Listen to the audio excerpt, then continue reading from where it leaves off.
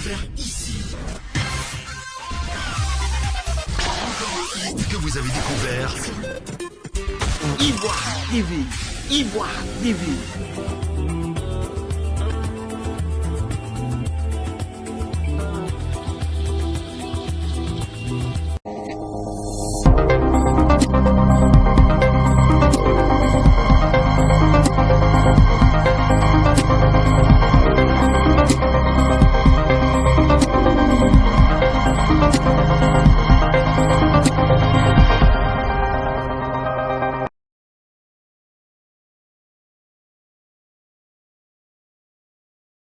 Bonjour à tous et à toutes, chers téléspectateurs d'Ivoire TV. Bienvenue sur votre télévision, la télévision de la diaspora ivoirienne aux États-Unis. Pour ce tout numéro du micro du développement, nous recevons M. Enza Kifori. Il est le président du Conseil national des jeunes de Côte d'Ivoire, département de Bouaké. Monsieur Enza, bonjour. Bonjour, monsieur. Nous sommes très heureux de vous recevoir une fois encore sur notre plateau. Le plaisir est partagé. Pour parler de développement. Oui. Chers téléspectateurs, c'est dans une circonstance exceptionnelle que nous recevons le président du Conseil national des jeunes de Côte d'Ivoire, département de Bouaké. La fête du travail, c'est aujourd'hui 1er mai. Oui. Et nous recevons le président. Circonstance exceptionnelle parce que la pandémie à Covid-19 qui menace le monde, inquiète tout le monde. Et le président sur notre plateau, on aura l'occasion d'échanger sur la question. Président, vous êtes sur notre plateau, 1er mai, fête du travail. Habituellement, nous sommes en train de préparer la cérémonie officielle. Et là, on se retrouve là, juste pour une émission. Quel commentaire? Merci beaucoup. Avant tout propos, permettez-moi de souhaiter une très bonne célébration à toute la jeunesse, aux jeunes travailleurs de Côte d'Ivoire et particulièrement ceux de la région de Béké. Nous prions Dieu pour que, à travers cette journée, que le monde entier retienne que nous avons des jeunes travailleurs responsables. Je voulais très sincèrement les féliciter déjà pour tout ce qu'ils font pour la nation, pour tout ce qu'ils font déjà pour Bouaké. Et je voulais également aussi prier Dieu pour qu'il y ait un regard à l'endroit de ces jeunes diplômés et non diplômés qui sont en quête d'emploi. La question de l'emploi nous préoccupe, nous, au niveau de Bouaké. Et je pense que tous ces jeunes qui sont en quête d'emploi, tout naturellement, nous devrons travailler pour que ces personnes-là aient un emploi. Vous l'avez dit, les autres années, on se retrouvait au boulevard du Carnaval pour célébrer cette fête. Mais malheureusement, avec l'avènement de cette pandémie, nous nous retrouvons ici pour souhaiter une très bonne fête à travers vos micros. Merci, Président. Amis téléspectateurs, je rappelle que, amis téléspectateurs, nous sommes à Bouaké. C'est le chef-lieu de la région de Béké au centre de la Côte d'Ivoire. Et c'est dans la cour des établissements Henri Poincaré que nous recevons le président du Conseil national des jeunes de Côte d'Ivoire, département de Bouaké. Alors, Président, le thème que nous abordons aujourd'hui, c'est quel est l'apport de la jeunesse dans la lutte contre la maladie à coronavirus.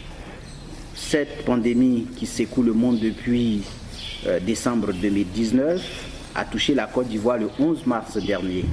Et depuis cette date, les autorités se mobilisent, les associations de jeunes, les organisations non gouvernementales, bref, tout citoyen lambda qui se reconnaît dans les questions de développement se mobilise pour pouvoir contribuer à bouter hors de nos frontières cette pandémie qui menace tout le monde.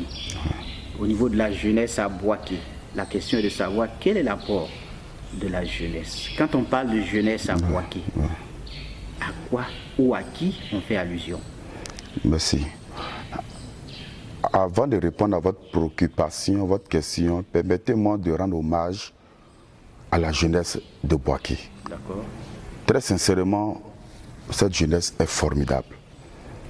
Vous voyez, depuis l'annonce de l'état d'urgence décrété par le chef de l'État, son Excellence Alassane Ouattara, les jeunes de Bouaké, les organisations de jeunesse, dans les quartiers, se sont mobilisés, se sont cotisés pour faire face à cette pandémie. Ailleurs, sur les réseaux sociaux, on s'est rendu compte que les organisations de jeunesse lançaient un appel aux autorités locales pour les accompagner. Mais ici à Boaké, nous avons vu la jeunesse sur le terrain. Nous avons vu les jeunes en train de sensibiliser, en train d'apporter leur contribution. Oui, nous allons y revenir parce que c'est comme les actions que vous avez déjà menées.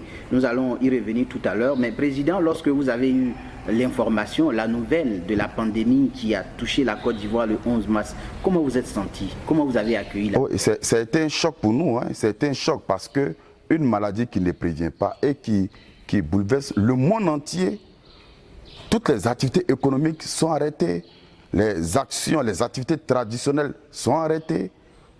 Allez-y comprendre que c'est un choc pour nous. Nous nous sommes retrouvés en janvier 2020 pour élaborer un plan d'action afin de pouvoir faire face à la question de l'insertion des jeunes, l'incivisme, la formation des jeunes. Et malheureusement, une pandémie arrive brusquement qui vient bouleverser tout. C'est un choc réel pour... Pour déboussoler, je dirais, totalement le monde. Ça a été un choc pour nous. C'est pourquoi tout à l'heure, je me suis permis de rendre hommage à notre jeunesse qui s'est mis automatiquement en action pour pouvoir apporter sa contribution. Alors, quand on parle de jeunes à Boaké, à qui vous faites allusion? Les jeunes en Côte d'Ivoire, pas à Boaké seulement, en Côte d'Ivoire, on est jeunes entre 18 et 35 ans. Il y a des programmes. Il y a des programmes avec la crise de 2002 qui font que lorsqu'il y a des opportunités, on permet à des personnes que l'âge qu'on appelle varie entre 18 et 40 ans. Mais nous, on est jeunes lorsque l'âge est compris entre 18 et 35 ans. On va retenir que les jeunes, c'est tous ceux-là qui s'activent pour le développement d'une localité bien donnée, en tenant compte de la tranche d'âge que vous venez de donner. Alors, la pandémie frappe la Côte d'Ivoire le 11 mars. Il y a des personnes qui sont contaminées au quotidien. Il y a des cas de décès qui sont annoncés. C'est effrayant. À Boaké, qu'est-ce que les jeunes ont fait exactement pour pouvoir aider les autorités à lutter contre cette pandémie? Merci. Tout à l'heure, j'étais en train de vous dire que dès que l'état d'urgence a été décrété et que les jeunes, les organisations de jeunesse dans les quartiers se sont rendus compte qu'effectivement il y avait urgence, tout de suite, ils ont commencé à se cotiser pour pouvoir acheter des kits alimentaires, des kits d'hygiène pour pouvoir faciliter, comme on appelle, la sensibilisation sur le terrain. Et je peux vous rassurer qu'au niveau de Boaké, nous avons mobilisé les leaders d'organisations de jeunesse plus de 3 à 4 fois pour les envoyer en mission. Nous les avons invités à mettre tout en œuvre pour que cette maladie ne vienne pas perturber tout ce qui s'est fait déjà à Boaké. Nous avons organisé des rencontres avec le préfet de police parce que je représente la jeunesse au niveau du comité de lutte contre les pandémies. Et donc, pendant ces réunions, le préfet de région et le préfet de police nous ont dit que nos jeunes dans les quartiers ne respectaient pas le coup-feu à 100%. Tout de suite, nous nous sommes sentis vraiment concernés et nous avons invité les leaders des organisations de jeunesse, les présidents de jeunes dans les quartiers, à la préfecture de police. Et avec le préfet de police, nous avons envoyé les jeunes en mission. Nous avons envoyé nos leaders pour que chacun aille parler à sa jeunesse. Le préfet de police, il a toujours dit, il est là pour la population. Il est là pour les jeunes. Il ne veut pas que ce que nous constatons sur les réseaux sociaux ailleurs arrive à Boaké. Sur les réseaux sociaux, on s'est rendu compte qu'à un moment donné, des personnes qui ne respectaient pas leur coup-feu se sentaient matées par les autorités policières. Et à Boaké, il a estimé qu'on pouvait dialoguer, on pouvait échanger pour interpeller chacun. Et c'est ce que nous avons fait à la préfecture de police. Nous nous sommes retrouvés avec les organisations de jeunesse et nous avons envoyé les structures de jeunesse en mission. Je peux vous dire qu'aujourd'hui, les choses avancent progressivement et je suis rassuré qu'aujourd'hui, le coup-feu est respecté, en tout cas à plus de 80%. Et ça aussi, c'est une satisfaction pour nous.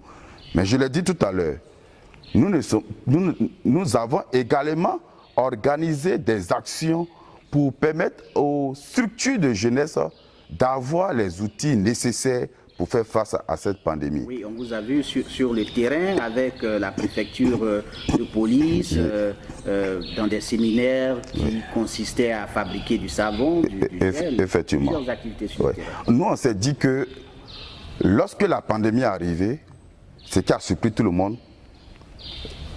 tous les denrées alimentaires, les gels-mains et autres ont augmenté et malheureusement, on n'arrivait pas à voir sur le marché local. Tout de suite, on s'est dit qu'on devrait apporter notre contribution. Au lieu de critiquer pour critiquer, il fallait prendre des initiatives. Et là, nous nous sommes retrouvés à la préfecture de police, avec l'appui du préfet de police. Nous nous sommes retrouvés pour former les jeunes, les associations de jeunesse, pour la fabrication des cache-nez et du savon liquide. À la suite de la formation, les jeunes ont pu cerner, comme on appelle cette formation, et dans les quartiers, j'ai été invité par ces présidents à Dar es Salaam, à Gonfreville, dans plusieurs quartiers pour la restitution. Nous avons ce jour-là distribué 500 cache-nez et 150 litres de savon à ces leaders pour continuer la sensibilisation. Mais à côté de cela, avec les constructeurs métalliques, nous avons distribué des kits de lavage des mains à plus de 10, comme on appelle, administrations au niveau de la région de Becker. La préfecture de région, la direction de la jeunesse, l'agence emploi jeune, la chambre de métier, nous avons apporté également notre contribution. Mais nous ne nous sommes pas arrêtés là. La sensibilisation, pour nous, est une préoccupation qui doit, qu'on appelle, être un préalable pour tous les leaders de jeunesse. Et chaque jour, on essaie de faire ce que nous pouvons. À travers les médias. Aujourd'hui, nous sommes, qu'on appelle, invités par votre télévision pour lancer encore un appel aux organisations de jeunesse. Donc, à travers les médias, l'Union des radios de Boaké, nous avons sensibilisé la population en général, mais particulièrement les jeunes. Pas plus tard, le jeudi, avec l'appui d'un opérateur économique qui a bien voulu accompagner les jeunes étudiants pour que cette période-là ne soit pas très difficile pour eux. Nous avons distribué du riz, du savon aux étudiants et aussi à des leaders d'organisations de jeunesse. Donc pour vous dire, la jeunesse de Boaké est résolument engagée et vous savez, je ne vous apprends rien, vous êtes un homme de médias. À Boaké, on avait 4 cas. Les 4 cas qui étaient à Boaké, avec l'efficacité des autorités sanitaires, ces 4 cas sont guéris. Donc aujourd'hui, en tout cas à l'heure où je vous parle, Boaké n'a aucun cas de Covid-19 ici, au niveau de notre région. Donc vous rassurez les populations? Oui, nous sommes rassurés, mais j'invite les populations à la vigilance. D'accord, on y arrivera. Okay. Alors, Président, on constate ou on apprend que c'est vrai, il y a le couvre-feu, mais il y a quand même quelques casses de magasins, des vols la nuit, et les autorités policières, effectivement, font leur travail, ils interpellent ces personnes. Ouais. Mais la plupart des actes qui sont posés sur le terrain la nuit, ce sont les jeunes. Vous, qu'est-ce que vous avez fait exactement? Mais est-ce que vous avez la preuve que ce sont les jeunes qui sont sur le terrain? Parce que le couvre-feu, ce sont les autorités sécuritaires. Donc, si on dit que ce sont les jeunes, mais quand on parle de délinquance, la plupart du temps, c'est des jeunes. Quand on parle de vol, c'est les jeunes qui sont interpellés. Bon, pas forcément. Mais ce qu'il faut retenir à ce niveau, nous avons été interpellés également par le préfet de police qui nous a demandé de convoquer également les leaders d'organisations de jeunesse pour travailler dans ce sens. Parce que quand les honnêtes citoyens restent chez eux, respectent le couvre-feu et des personnes sortent pour ce genre de dérive, allez-y comprendre que ça peut susciter à une révolte. Et ça ternit l'image de la population de la ville de Boaké. Et à ce niveau, le préfet de police a invité les jeunes, les leaders, à mettre tout en œuvre pour travailler dans ce sens. Nous avons demandé aux jeunes de parler également à leurs parents, aux voisins. Lorsqu'on se retrouve dans une maison et qu'on se rend compte qu'on est censé être 4, on a un frère, un parent qui n'est pas là, tout de suite, il faut chercher à savoir là où il est. Mais à ce niveau, nous invitons encore la population à la vigilance. C'est dommage lorsque une maladie vient brusquement secouer le monde entier et par derrière des personnes essaient de se servir de cette situation. J'invite très sincèrement ces personnes à véritablement avoir un esprit citoyen pour éviter ce genre de dérive. Merci, Président. Amis téléspectateurs d'Ivoire TV, vous êtes au magazine Le Micro du Développement qui vous permet de développer ou de parler de développement local. Et aujourd'hui, nous recevons le président du Conseil national des jeunes de Côte d'Ivoire, département de Bouaké, M. Enza Kifori, pour parler de l'appui de la jeunesse à la lutte contre le Covid-19. Si vous venez de nous prendre à main, sachez que vous êtes sur la plus belle des télévisions et nous allons allègrement vers la fin de cette émission. Président, nous constatons que plusieurs activités se font à Bouaké, ces différentes couches où ces différents secteurs d'activité sont touchés. Les populations commencent à être de plus en plus démunies et le gouvernement ivoirien a apporté, ou du moins s'apporte, assistance à l'ensemble des populations. Mais les populations estiment que l'apport du gouvernement n'est pas aussi consistant parce que les tout petites activités, les secteurs d'activité n'arrivent même pas à pouvoir suivre la procédure que le gouvernement demande. Aller sur Internet, s'inscrire. Est-ce que vous avez un commentaire sur ce point? Il faut déjà saluer le gouvernement pour ce qui est déjà fait. Le gouvernement a pris plusieurs mesures. Vous voyez, il y a de cela quelques jours, le ministre de la Jeunesse a également pris un certain nombre de mesures pour accompagner les jeunes dans ce sens. Donc moi, dans un premier temps, il faut déjà saluer déjà les efforts du gouvernement. Mais à côté de cela, j'invite également les opérateurs économiques. J'invite les personnes qui peuvent apporter leur soutien. On n'a pas besoin de forcément lancer un appel à Abidjan. Abidjan sait qu'à Bouaké, il y a des populations qui ont besoin de l'appui. Je vous ai dit tout à l'heure, celui qui nous a permis de donner quelque chose aux étudiants, c'est un opérateur économique à Abidjan. Est-ce que vous comprenez un peu? À Bouaké, j'invite effectivement les opérateurs économiques de Bouaké à apporter leur contribution. Il y a de cela quelques jours, nous avons vu à travers les réseaux sociaux, comment on appelle, une coopérative qui a apporté également son soutien à travers la préfecture à la population de Bouaké. C'est une très bonne chose. J'invite très sincèrement tous ceux qui ont un peu à apporter leur soutien. C'est une période difficile, il faut avoir le courage de le dire. Il faut que chacun essaie de soutenir son frère. La solidarité, c'est la marque de l'Africain. Et je pense que si nous nous retrouvons dans une situation difficile, une situation que personne n'a pensé, je le dis en toute sincérité, personne n'a pensé que 2020, une maladie allait venir bouleverser le monde entier. Ça veut dire que quelque part, il y a urgence, que chacun apporte ce qu'il peut. Et je pense que s'il y a une solidarité réelle, sincère, on pourra résoudre ce problème. D'accord, vous l'avez dit, le gouvernement fait assez, mais je vais revenir rapidement sur la question. Bouaké est une zone particulière. Bouaké a été touché par toutes les crises, à commencer par la rébellion. Donc la ville est très fragile. Ne pensez-vous pas que le gouvernement doit encore faire mieux pour la jeunesse de Bouaké ou pour l'ensemble des populations pour ne pas qu'on soit aussi désorienté? Je ne dis pas que les autres villes de la Côte d'Ivoire ne sont pas importantes, mais particulièrement Bouaké. Oui, ce que vous dites, c'est juste. Vous savez, dans notre feuille de route, notre mission, c'est de faire le plaidoyer auprès des autorités en faveur des jeunes.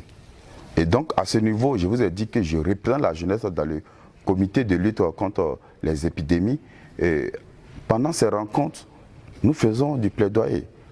Nous plaidons auprès des autorités, nous plaidons auprès de tout le monde.